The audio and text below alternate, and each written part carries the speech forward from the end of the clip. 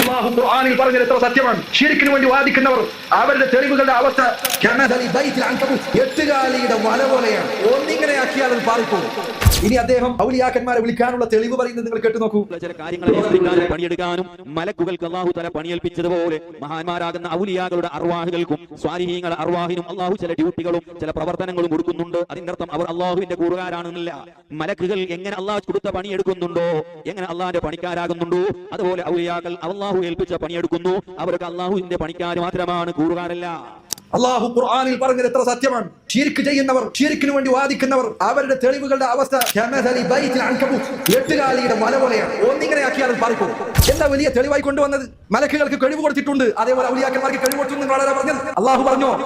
3 ചോദ്യമായി നിങ്ങൾ ഇത് മനസ്സിൽ ഉറപ്പിച്ചോളൂ. ഇത് കേൾക്കുന്ന എന്റെ സഹോദരങ്ങളെ, നിങ്ങൾ ഉസ്താദ്മാരോട് നിങ്ങൾ ചോദിക്കണം.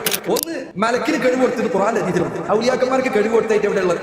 2, മലക്കുകൾക്ക് കഴിവുണ്ടെന്ന് പറഞ്ഞ നബി സല്ലല്ലാഹു അലൈഹി വസല്ലം ഒരിക്കൽ പോലും ആ മലക്കുകളോട് തേടാൻ പറഞ്ഞിട്ടില്ല. അതുകൊണ്ട് എങ്ങനെ നമുക്ക് ഔലിയാക്കന്മാരോട് തേടാൻ പറ്റും? കഴിവുള്ള മലക്കുകളോട് തേടാൻ പറഞ്ഞിട്ടില്ല. പിന്നെ എങ്ങനെ കഴിവിട്ടെന്ന് ഉറപ്പില്ലാത്ത ഔലിയാരോട് തേടും? 2. മൂന്നാമത്തെ കാര്യം, എന്നാ പിന്നെ ഉസ്താദെ എന്തുകൊണ്ട് നമുക്ക് മഴയില്ലെങ്കിൽ മീകായിലിനോട് ചോദിച്ചുകൂടാ? നമ്മളിതിനെ വെറുതെ വേറെ ആൾക്കാർക്ക് മഴ പെയ്യിക്കാൻ കഴിവുണ്ടോ നമുക്ക് അറിയില്ലല്ലോ. മീകായിലിന് മഴ അള്ളാഹു ഡ്യൂട്ടി ഏൽപ്പിച്ചിട്ടുണ്ടെങ്കിൽ എന്തുകൊണ്ട് ഇനി മുതൽ മഴയില്ലെങ്കിൽ നമുക്ക് മീകായിലിനോട് തേടിക്കൂടാ? 3. നാലാമത്തെ കാര്യം സഹോദരങ്ങളെ, അത് അഖീദയുമായി ബന്ധപ്പെട്ട കാര്യങ്ങളിൽ ഒന്നാണ്.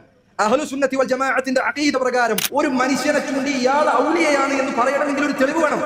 നിനക്ക് തോന്നുന്നവരെയൊക്കെ വലിയാക്കാൻ പറ്റുകയില്ല. അത് ഖുർആൻ കൊണ്ടും ഹദീസ് കൊണ്ട് സ്ഥിരപ്പെട്ട കാര്യമാണ്. അതുകൊണ്ടാണ് അഹ്ലുസുന്നത്തിന്റെ പണ്ഡിതന്മാർ പറഞ്ഞു, ഒരാൾ വലിയാണ് എന്ന് പറയണമെങ്കിൽ നല്ല ശ്രദ്ധിച്ചോളി പറഞ്ഞ കാര്യം. ഇന്ന് നമ്മുടെ നാട്ടിൽ ഓരോരുത്തരെയും വലിയാക്കുകയാണ്. ഒരു ഉപ്പാപ്പണ്ടായിരുന്നു, റസൂൽ മര്യാദ കിടാതെ ജീവിച്ചിരുന്ന അച്ഛനെ കുപ്പസ്വാമി. അയാൾ മരിച്ചപ്പോൾ ആ നാട്ടിലുള്ള ക്ഷേത്രത്തിന്റെ ആളുകൾ അയാൾ പറഞ്ഞു, ഇയാൾ നമ്മളാണ്, പുണ്യപുരുഷനായിരുന്നു, സാത്വികനായ സ്വാമിയായിരുന്നു. അപ്പൊ ഇപ്പുറത്തുനിന്ന് മുസ്ലിം പേരുള്ള കുറച്ച് ആൾക്കാർ നമ്മളെ വലിയാണ്, ഇയാളെ നമ്മൾ വിട്ടരില്ല, നമുക്ക് ജാറുണ്ടാക്കാനുള്ളതാണ്. അങ്ങനെ ആളെ കൊണ്ട് ജാറുണ്ടാക്കി. ആ മനുഷ്യനൊരു ബുദ്ധിയില്ലാതെ കടത്തിനെ കടത്തിയിരുന്നതാണ്. ഒന്ന് ഡ്രസ്സൊന്നും മറക്കാൻ പോലും അവർക്ക് സാധിച്ചിരുന്നില്ല.